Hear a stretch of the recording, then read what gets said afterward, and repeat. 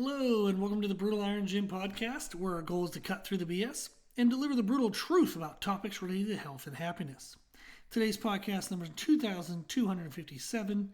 The topic is nutrition, and the title is Use of GLP-1 Agonists in Bodybuilding. The use of GLP-1 drugs is more common in fat loss.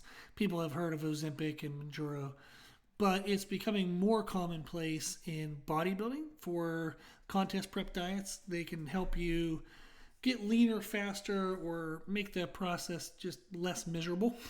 So more and more athletes who compete in bikini, wellness, figure, women's physique, classic physique for men, men's physique, and then bodybuilding, any of those aesthetic categories, they'll find that GLP-1 drugs are helpful in their contest prep. So I wanted to talk about what they are and why people use them, a little bit of the pros and cons, just a little bit of a baseline education on GLP-1 agonists. GLP-1, the ones we think of is Ozempic, Mounjaro, Semaglutide, and there's a new one, Retatrutide, that has a little more of like a stronger effect in different ways. It's kind of an advanced version of Ozempic and Mounjaro. They're continuously updating and innovating new versions of these things. So like GLP-1 is now already outdated, but we'll stay with that since it's commonplace in terms of the name. But all of these type of drugs, the GLP stands for glucagon-like peptide. Glucagon is something our body produces, and it can help us by preventing our blood sugar from dropping too low. This is helpful on a diet because if you're extremely restricting caloric intake, your blood sugar can drop very low. You get kind of cold sweats, clammy skin, you get nauseous, and then you have to eat. So it can cause people to undo their diet by having too low blood sugar. The benefit of a GLP-1 is it reduces that sickness impact, so you can eat significantly less before you would have those symptom issues. Then the glucagon-like peptide, the peptide part is just, it's a structure made of amino acids. That's all that means. So GLP-1 agonist is a small amino acid structure that helps to keep your blood sugar in check. So that way you can keep calories super duper low and you won't get nauseous from it, or as nauseous. You're still going to feel pretty miserable, but far less miserable than you would normally feel at a far greater deficit than you would normally be able to sustain. And then another benefit is it can reduce appetite. There are variations of the drugs that have different impacts on food digestion. So one way in which they can help is it slows the release of food from the stomach into the intestines. It can help you feel fuller in a same amount of food that you would eat. You can feel fuller at that, and then you're less hungry as often. So therefore, that helps to reduce overall calorie intake. Essentially, whenever I started learning about these, what I laughed about with my wife Meredith, I said, is it actually makes it easier to be anorexic. That's what these drugs do.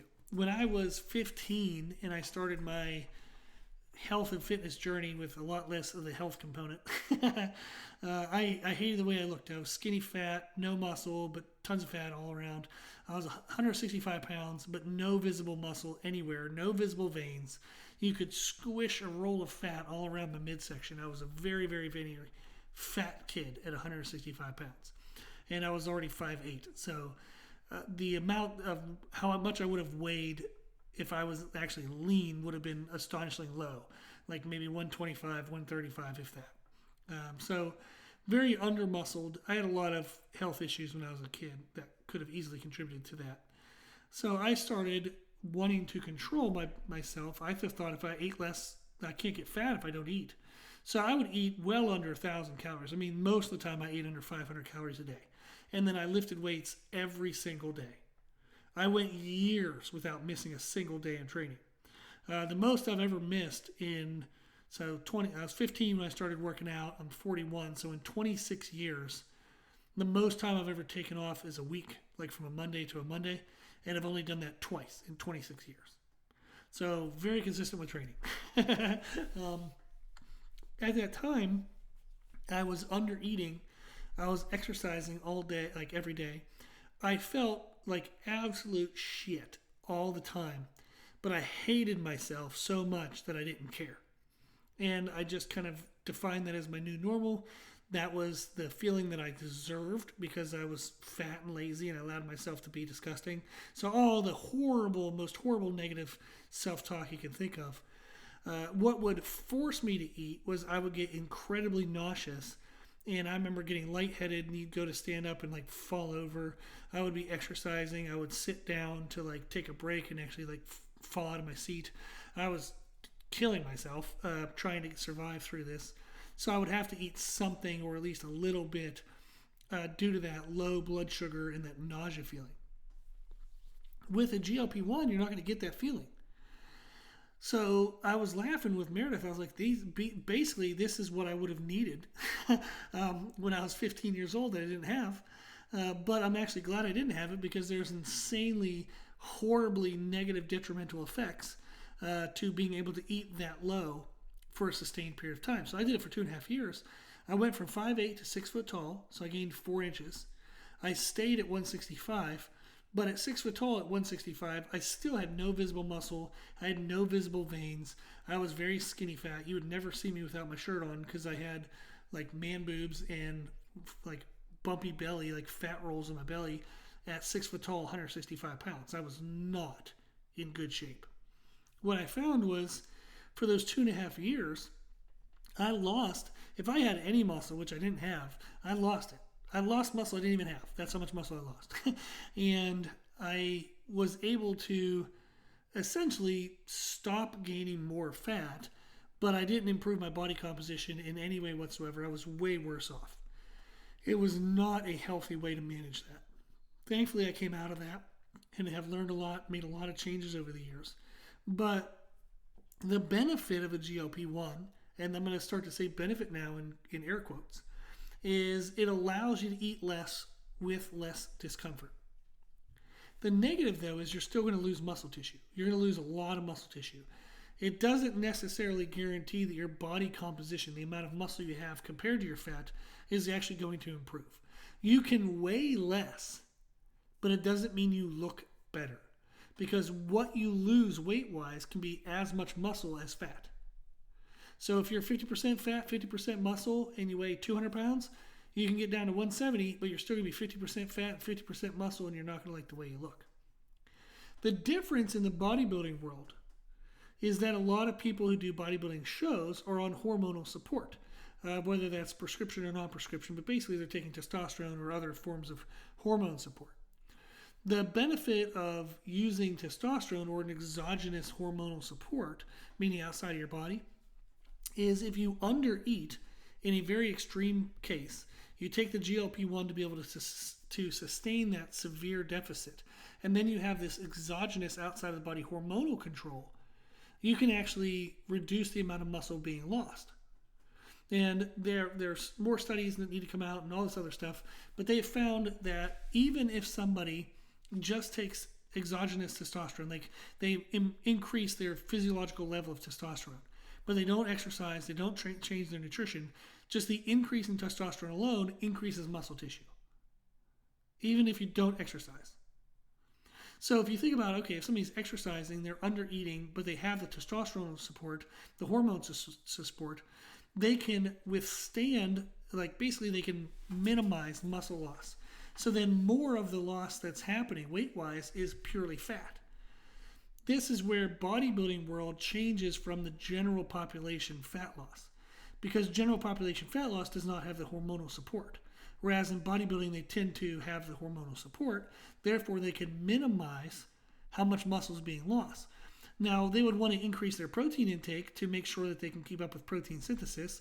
So typically, protein is going to be, a general recommendation is 0.6 to 1.2 grams per pound of body weight for people who don't lift weights at all to people who lift weights relatively vigorously.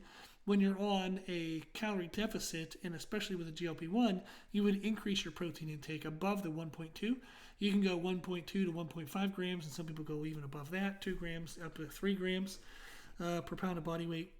But eating more protein helps to sustain the protein synthesis process that the hormonal support allows to still be happening, so that way you can mitigate muscle loss. So you'll see people who maybe they're 220 pounds, they want to get super shredded, and they think they're going to be shredded and maybe stage ready at like 180. So they can go into a huge calorie deficit. I mean, you can easily be in a 1,000 calorie deficit a day with a GLP-1. And if they're consuming about 1.5 times their body weight in protein, maybe even a little bit more, that 1,000 calorie loss per day equals 7,000 calorie deficit by the end of the week, which is around 2 pounds of fat. And you could even do more than that with the GLP-1 support. So they're looking at 2 pounds of fat lost per week, and that's not even associating any water manipulation that would happen when the fat is lost as well. So if you're looking at just pure fat loss, you're looking at 2 pounds per week. So in a 16-week contest prep, they can lose 32 pounds. And you could argue that it can even be faster than that. So people could lose 40 pounds in 16 weeks, which is insane. Doesn't mean their skin's going to tighten up at that rate. So they're still going to have loose skin, what would look like thick skin. It's going to make them look flat. They're not going to be as thin-skinned and full at the end of the diet. But they could lose 40 pounds in 16 weeks, which is basically 4 months, like 10 pounds a month. And that's, again, very doable with a GLP-1, hormonal support, and high protein intake. And then especially if they're exercising, 4 or 5 times a week, plus cardio on top of that, I mean, you could be driving significantly more loss than just the 2 pounds per week, significantly more.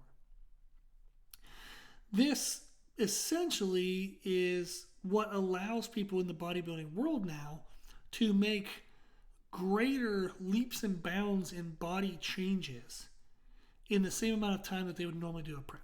So if they would normally do a 12-week prep or a 16-week prep or even a 20-week prep, they can now accomplish 1.5, if not like 2 times the results than what they could get before. And with the support of the GLP-1, they're not going to feel as miserable during that process. The other option is they can put in the same level of effort they would before. So maybe they're not doing a ton of, they could put in less effort than they did before. So maybe they don't have to do the morning fasted cardio if that was the thing they're doing. They just lift weights and eat a little bit and don't have to do any of the cardio. They can now actually make the same level of progress, but with far less effort they're having to put in each time. So it gives you the option to do the same intense effort and get much better results, or to kind of half-ass the effort and still get the same results you were getting before. This can become very addicting. You might then wonder, well, what are the long-term health effects? We don't really know yet. They've done studies, they're doing research, and research is always way behind what people use in real life. Bodybuilding especially, people will try things that are not medically safe or deemed to be quote unquote okay. They experiment a lot. That's another way of saying it. They experiment with a lot of things that could have really detrimental effects, and then later on they get studied and they find out if that was smart or not. Bodybuilding typically precedes research and study. With that in mind, these drugs can become dangerous because we don't know the full impact yet on long term. But if you control, typically the bodybuilding world, they're used to controlling their nutrition, their sleep, their hydration, stress. They're used to controlling those things. So the negative effects of a GLP-1 are going to be extremely, extremely reduced in a bodybuilding culture because they're mindful of the supportive nature of nutrition, sleep, stress management, hydration. They're not going to be screwing those elements up, which that's when a lot of the health risks related to a GLP-1 come out. The major health risks are associated with when people don't control their nutrition, sleep, stress management, and hydration. You can have excessive muscle loss. You can have excessive bone loss. So people can get osteopenia, osteoporosis. They can you can lose 20 years of bone health in a 6-month crazy diet of GLP-1s. They can run into heart issues. GLP-1s, when unchecked and unsupported, can cause heart arrhythmia and other heart-related stress. And it doesn't necessarily ensure, it doesn't ensure at all, actually, that it'll correct anyone's disordered way of eating. However they ate to get overweight, they typically aren't going to modify in a healthy way when they're on a GLP-1. They just eat a lot less, but they don't know, they're never really taught what to do nutrition-wise. Doctors will say, oh, take a GLP-1, eat a diet that's, high in protein and low carbs, or, just avoid processed foods. They tend to give an absolute bullshit set of directions for nutrition. And in part, it's because doctors aren't taught nutrition, but yet they're the ones who are given the right to prescribe these drugs. So that kind of sucks. Doctors should work with a nutritionist. Anybody that they give a prescription for a GLP-1 should be required to go talk to a nutritionist. Absolutely. A doctor who gives a GLP-1 and doesn't have the person talk to a nutritionist, I think that's malpractice. I think it's absolute bullshit that a doctor would do that, because you're giving this person something that has extreme risk, but you're not giving them proper information on how to mitigate that risk. So they come to you and you're like, I'm overweight, and maybe being overweight's caused a lot of blood problems. They're pre-diabetic or diabetic. Maybe they have some other health issues, and it's just really, they're in a really bad state. So the doctor's like, well, they can either die from this stuff, or I can give them a GLP-1, tell them to eat less, and that fixes a lot of things. Sure, it fixes some of those things, but it can cause a whole bunch of other things that are negative. So I'm really against the way in which GLP-1s are managed now. Is they give the person a drug without any reassurance that they have a proper way to support and mitigate the negative effects of that drug. So calories. How can somebody manage the negative impact of a GLP-1? Calories. You want to have controlled and consistent calories. Even though you're going to be in a deficit, you have to make sure the deficit is appropriate. And then you can also use calorie cycling to help mitigate some of those negative effects and to mitigate a nutritional burnout, like a mental burnout. Protein, you want to make sure it's sufficient and consistent. Sleep, maintaining healthy sleep patterns. Nobody's really ever educated on sleep, but sleep has an enormous impact on hormones. So if somebody's a general population and they're not taking exogenous hormones, or they're a natural bodybuilder, they're going to drug-tested events, if you don't properly manage sleep, which is really hard to do when you get in a calorie deficit, your body's going to be extremely stressed, your sleep is going to go to trash, your hormones are going to drop. That causes more bone loss and muscle loss. It causes reduction of testosterone, reduction of growth hormone. It causes a whole bunch of negative things like depression, frustration, emotional control issues. I mean, so much can go bad when sleep goes bad. Hydration, nobody ever really is taught the proper way to hydrate or what's enough. And then stress and lifestyle management, so you can actually have your calories correct and consistent, protein correct and consistent, sleep habits healthy and consistent, and then hydration. Nobody really pays attention to these things. They just give people these drugs. And it's frustrating because if somebody is doing this in order to become healthy, simply taking the drug and then doing whatever you would normally be doing, whether you had the drug or not had the drug, isn't healthy. Not at all. So to me, it can be frustrating because I see it where the end result of a GLP-1 is incredibly detrimental to the person. That was the number one client base increase that I had in 2024 was people after using a GLP-1, they gained a whole bunch of weight back and were like worse off in many different ways, metabolism-wise, blood health-wise, a whole bunch of things. They were worse off after the drug than they were beforehand because the doctor who gave them the drug didn't educate them in any way. Or if they did give them some advice, the people didn't follow it. So that's on them.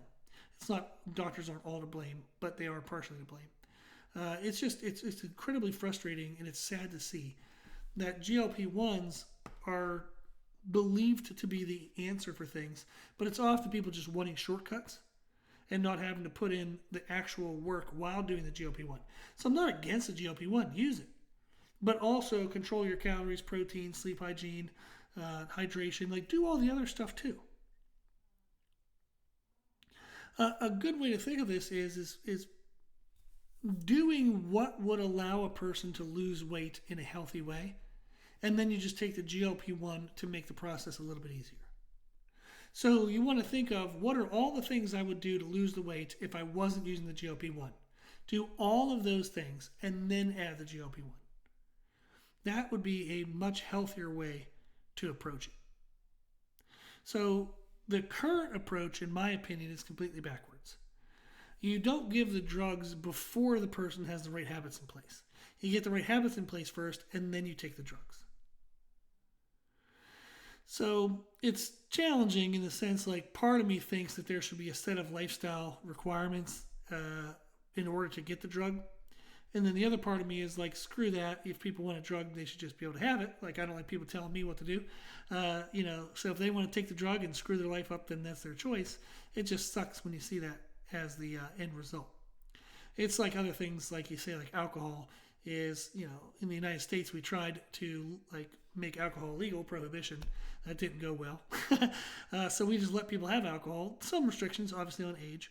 And what you can do with alcohol. You can't drive a vehicle while drinking alcohol. But to some degree, people are allowed to make their own detrimental choices. It's just there's a lot of negative impact on the world around them, and that's a whole big issue to maybe tackle another podcast. It hurts to watch people hurt. You want to try to help them even if they don't want to help themselves, which is dumb, so don't bother doing that. But when somebody just doesn't know any better and no one has told them, that's the times when it stinks the most. So I think education on GLP-1s is very important. And anyone given a GLP-1, anyone taking a GLP-1, knowing the proper way to set up and even the impact of nutrition, calories and protein specifically, distribution of calories and protein throughout the day. Then you're looking at sleep, stress management, hydration. Those elements can really, really, really help the process be a lot healthier and mitigate long-term negative impact.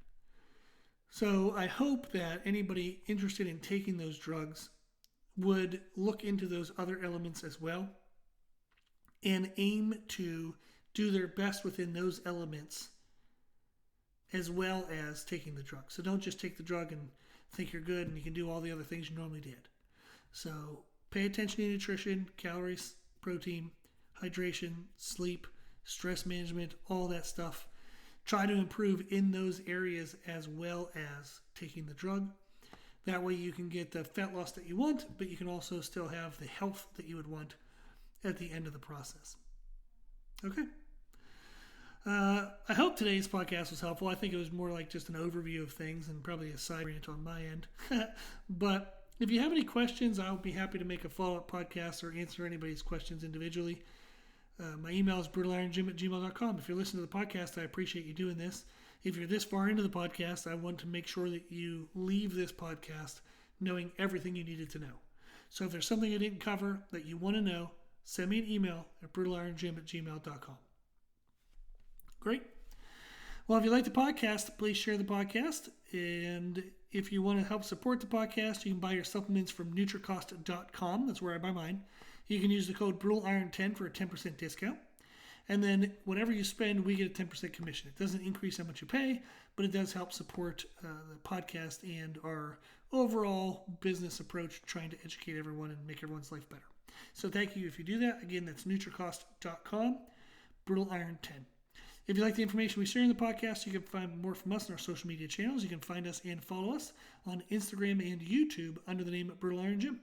As always, I hope this was helpful, and thank you for listening.